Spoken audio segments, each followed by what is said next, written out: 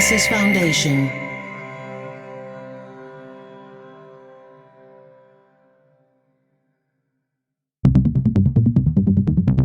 Dublab.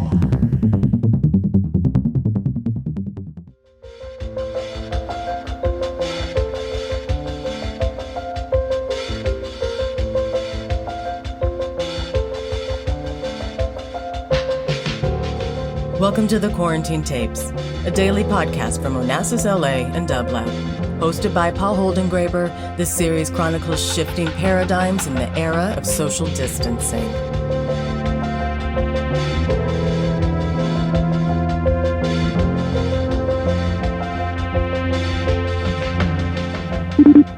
Hello.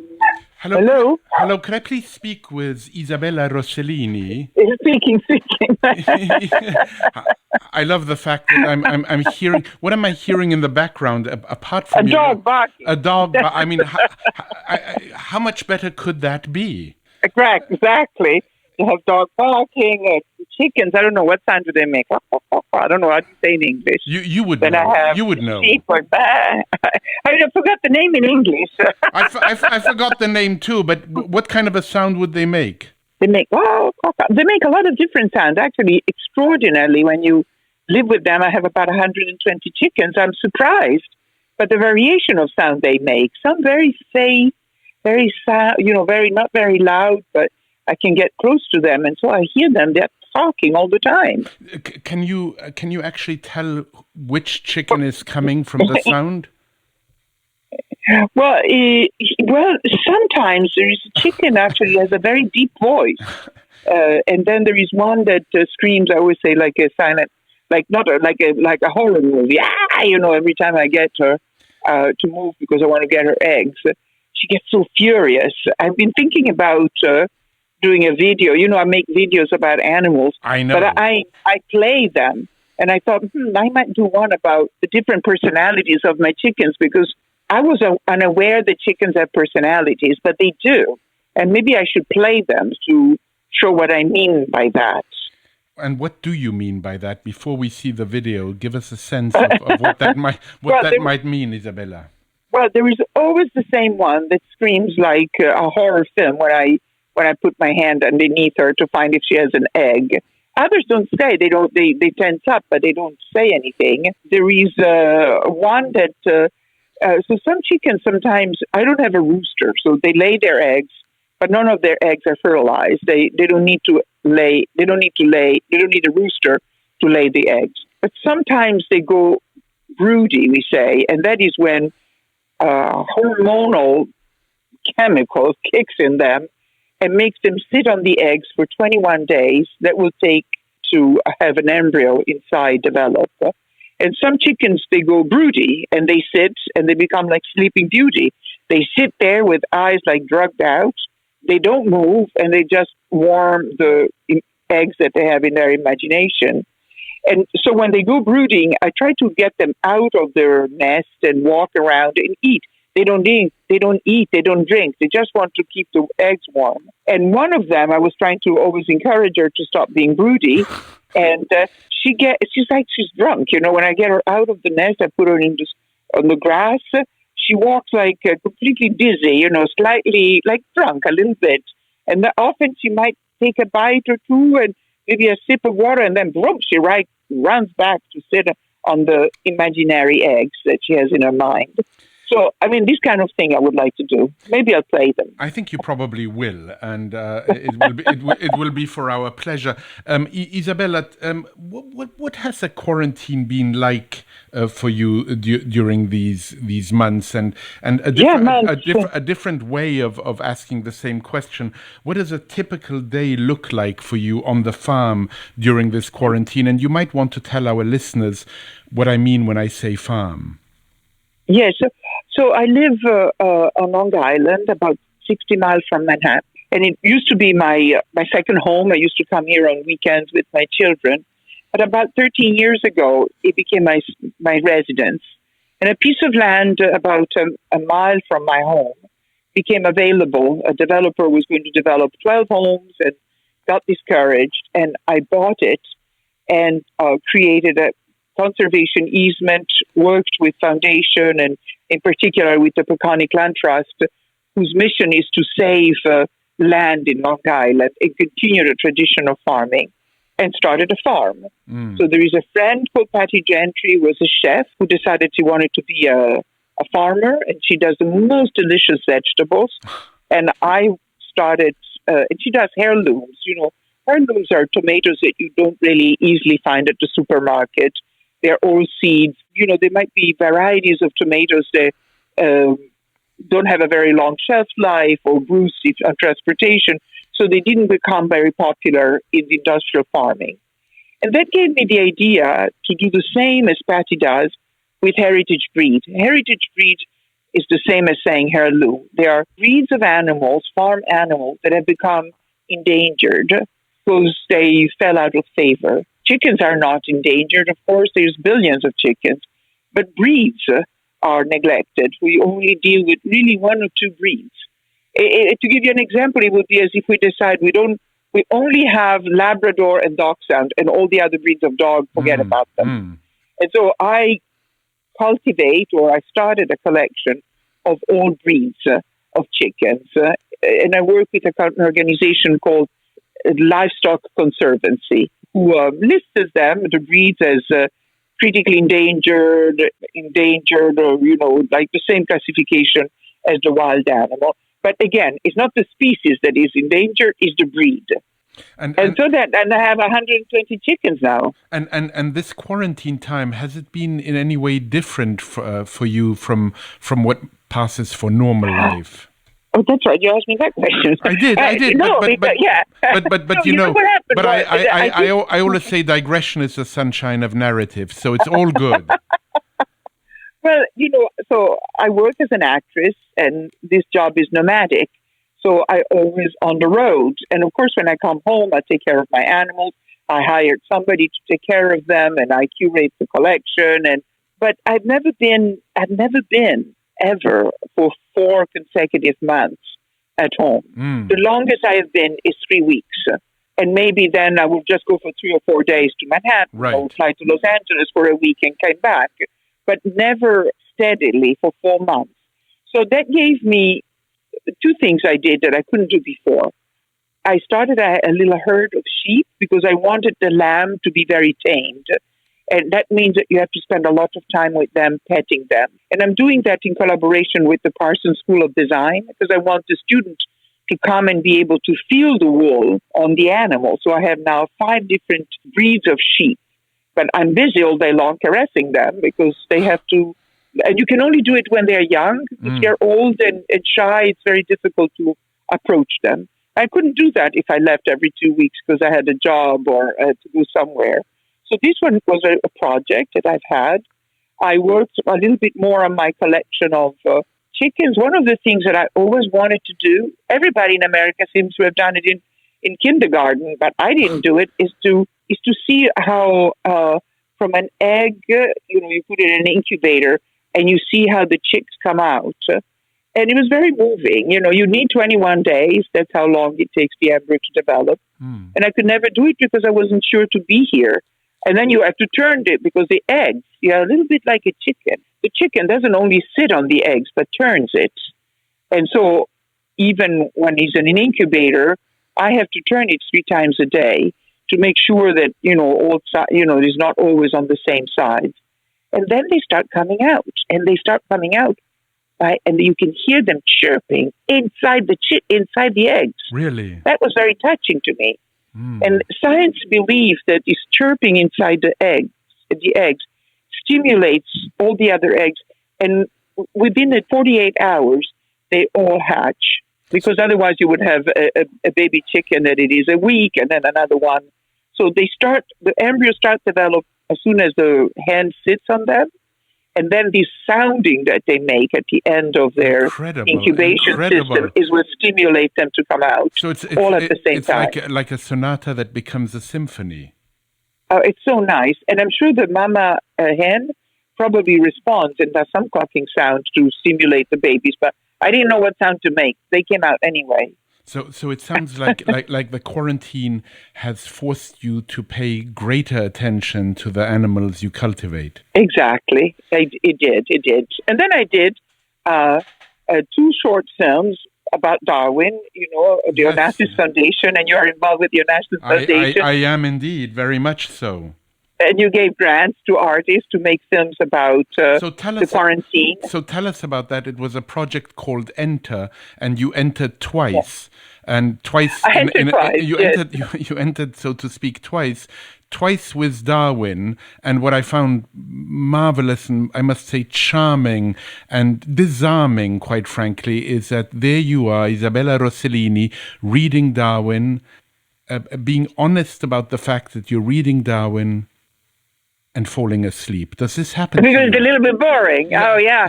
I needed the fear of the exam to be able to read, the origin of species. Yeah. So tell us about that project. It's so interesting. So, when I received a message from the Onassis Foundation, I was really happy because, as an actor, all our job has been canceled.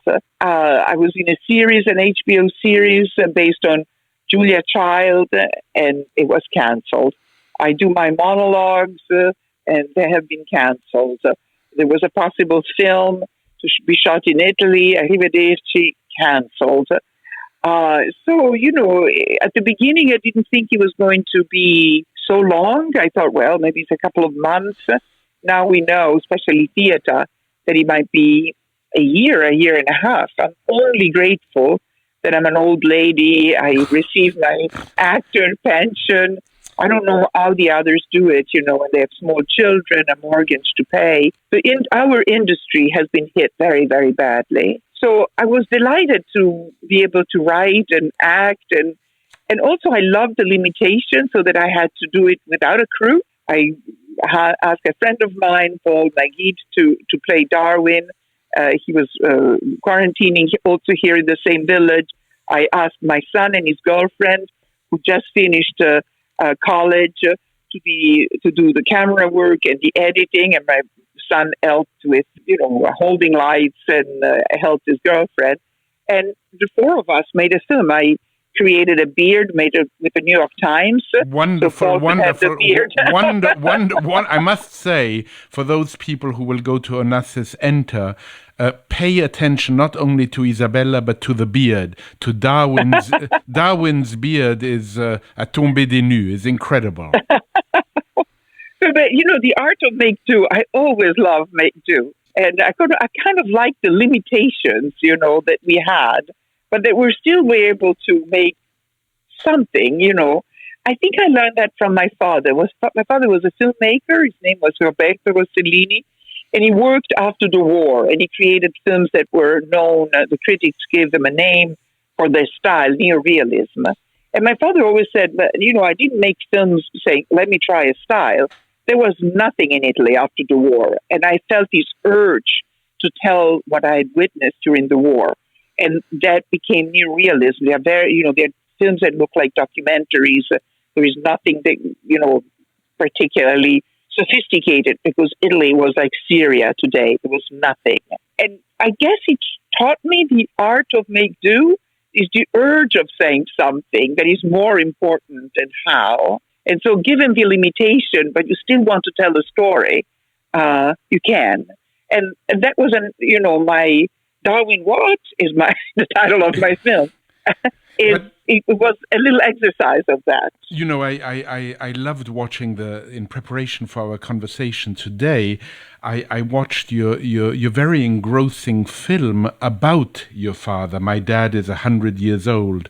You did, yeah. Yes, of course. And you share with, I love the way in which, you play Hitchcock, you play Charlie Chaplin, you play a number of different filmmakers, Fellini, with whom your father had rather a contentious relationship. You share with him a desire to convey how interesting and strange reality really is. And maybe you can say something about the way in which your father taught you certain tools for examining reality today. Yes, well, I made this film. My dad is 100 years old with a Canadian filmmaker called Guy Maddin. And Guy Maddin makes as an aesthetic to his film that looks like silent film, but they have sound, but they look all scratchy and old. And this is what my father's film looked like, until 10 years ago. Because film restoration, talking about the coronavirus, is the triumph of film archives. Only in the 70s and 80s, film were in deposit, rotting away. There was unless there was a retrospective in a museum, you can see Hitchcock, you can see Eisenstein.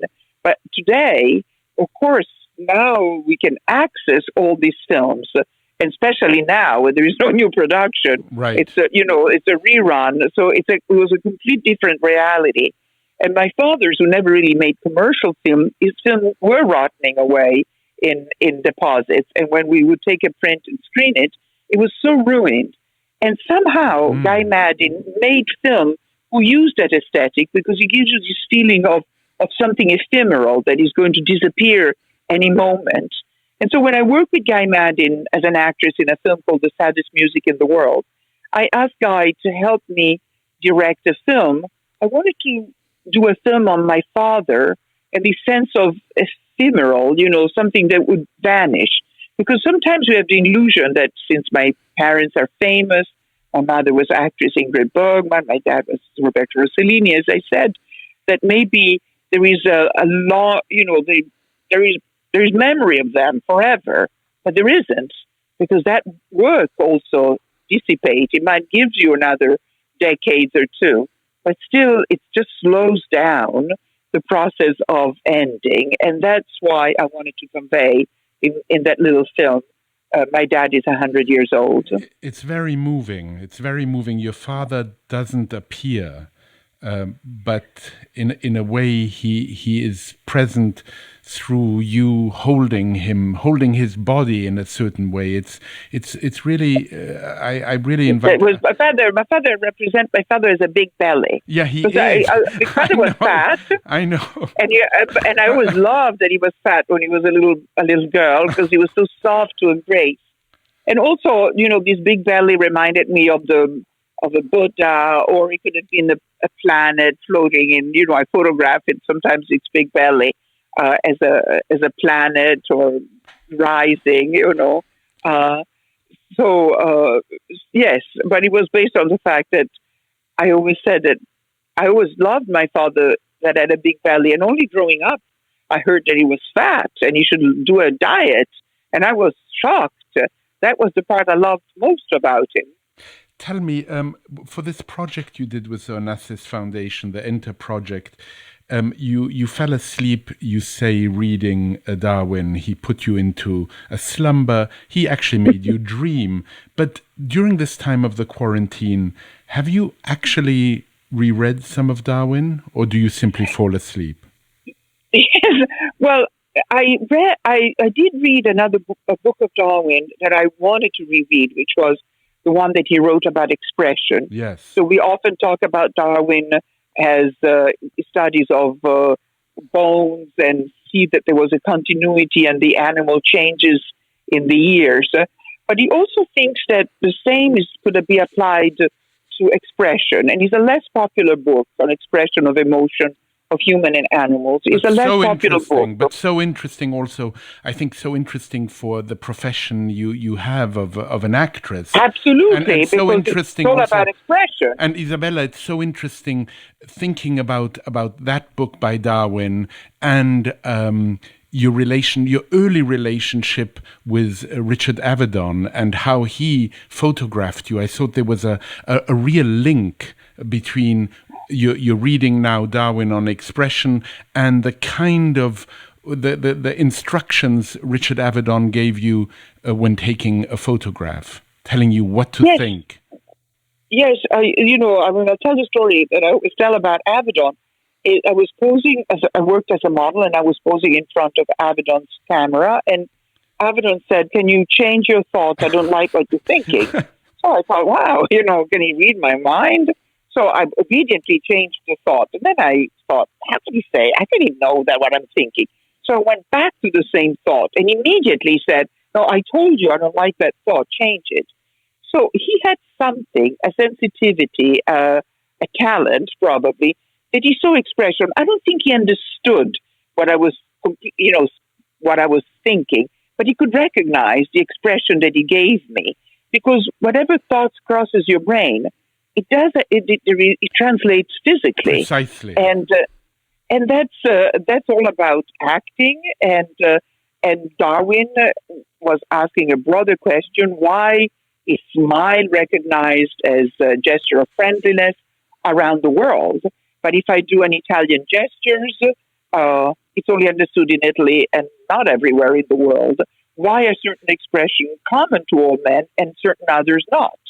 And incredibly enough, it was so observant, like avid on it was about the expression. Darwin he was so observant about expression that he was an abolitionist. He writes in the book because he saw that Africans had same expressions as whites.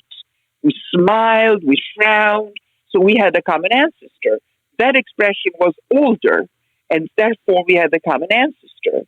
Isn't that amazing? It is so amazing. And, so many ideas are going through my head at this one moment. And one of them is this moment of the quarantine where our faces are covered up out of necessity. And therefore, expression is so much harder to read. Yes, it is. It is. I mean, one of the big quest that I have is to do a show from home. I want to do a tour from my home and do my monologues. But again, I cannot really, I think it's a different tone that I use if I'm on stage and talking to an audience of 200-300 people, than I'm home alone talking to a camera. And that is the thing that prevented me from putting together a new show, because I still want to talk about Darwin and the animals and all that I studied while I was taking my master's degree on animal behavior and conservation. But I haven't found yet the right media. And I often think of my dad and say, he would have said, don't look at the style, just decide what you want to say and say it. Yes, yeah. And just say it with whatever means you have. But, in spite of the fact that we try to do films all by ourselves, I still need somebody to have the camera to press a button. And I'm handicapped by being old. I don't totally understand the computer. I always have problems. But I will get there. That's my goal. And maybe the first thing to do is not say old, but just older. Okay. But Isabella, if Darwin, as he does appear in the movies you've made for the Onassis Foundation, if he were really to come now and appear for real, what is the most burning question you would have for him now? Well, I think I would tell him about genetics, because he called it the mysterious law of correlation. He understood that children look like parents, and there was a correlation, but he was mysterious. He didn't know about genetics. He intuitively understood that there was a mechanism, and that was also the core of evolution, because the generation that had certain characteristics that were favored could have longer life, could mate more often, can have more offspring.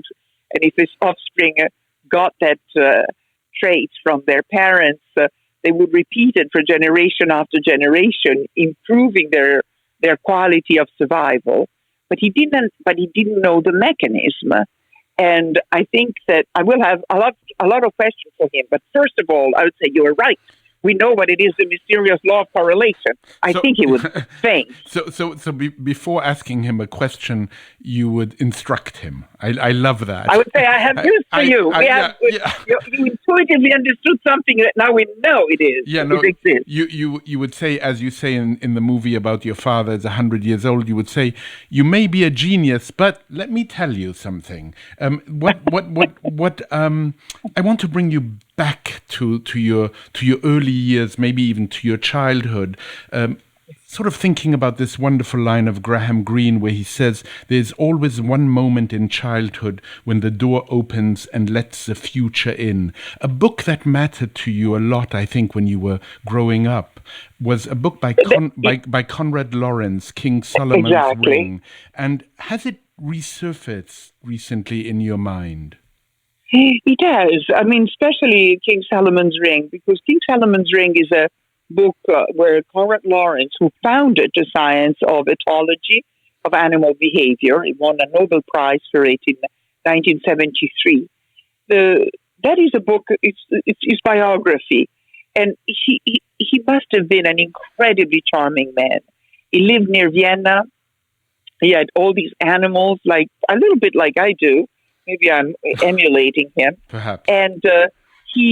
And one thing that he did that I thought he was hilarious, he decided he had a baby and he had all these animals. And if you put the animal in the cage to protect the baby, the animal will not behave naturally because they would be captive, they would be suffering.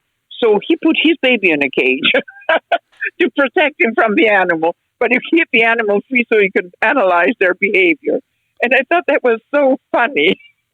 But the baby will come out occasionally, it was play. But occasionally when Daddy was working, they'll put him in a cage, protected from the animal. But in a way, Isabella, what I'm also trying to say is that books made you follow a dream that now you're, in a sense, however strange it may sound, the quarantine affords you the possibility of fully living that dream. Absolutely, absolutely. When I read that book, it was really as a little lamp bulb went off my head. And I said, this is what I want to do. This is what I want to study. But at the time, I read it in the 70s, probably around the time, a few years after Conrad Lawrence won his Nobel Prize. It was very popular. My father gave me the book. There wasn't any animal behavioral studies that I could follow. And I thought about going to study agriculture because I always loved the country. But at the time, the farms were abandoned in Italy, as were in America, the small artisanal farm. Mm. It was the moment of great triumph of the big industry of food, and it was right after the war. And so I got discouraged. And that dream, this is what is so great about growing old. When you grow old, you do what you always wanted to do. You realize your dream that, people said, are you stupid? You don't want to do that. You cannot make a living. But I don't have to make a living. Right now I've made a living. I now do what I wanted to do. And I'm doing, it's so interesting, my life. And the quarantine allowed me to be home for a longer period. I thought I would be a little homesick. No, I think I would be not a homesick, opposite. I thought I would be nostalgic of traveling. You would be restless. Yeah, because I travel so much. Right. I thought my nature is nomadic. But you're not missing it. I'm not missing it at all. And I haven't moved since March 9. So that was my last trip. So this is like a discovery in a sense. You don't need to, be traveling all the time. In closing, Isabella, very sadly, might I add, you describe yourself with 2 words. You say, I'm an environmental artist. What do you mean? Yes. What do you mean? Well, it's a very, I say it when people say, what do you do? What do you do? I say it just to satisfy because I find the words very boring. But I think a lot of artists are inspired by sex, of course, or love or relationship with people. I am interested in animals. Whenever I say I want to be a director or I want to write, always people say, oh, why don't you write about, your husband or your boyfriend or something? And I say, no, it doesn't interest me. It's not my muse. I want to write about animals. I feel like I'm an environmental artist. My muse is the environment, is nature, is mostly animals, also plants, but mostly animals. But it is a boring word. And the other thing I love most in life is laughing. So I know. I use it scarcely. Isabella, what a extreme pleasure to speak to you. We began. Me too, Paul. And are you doing well in your quarantine? I'm doing well. I'm extremely busy and very focused with these quarantine tapes. Every single day we have a program, so it's fantastic. So and it's very, very varied, and I can't wait for us to see each other again. I will never forget. Me too. When at the New York Public Library you presented me with some of the eggs from your farm, and in that spirit, as we began with the sound of chickens, will you leave us with one? Yes.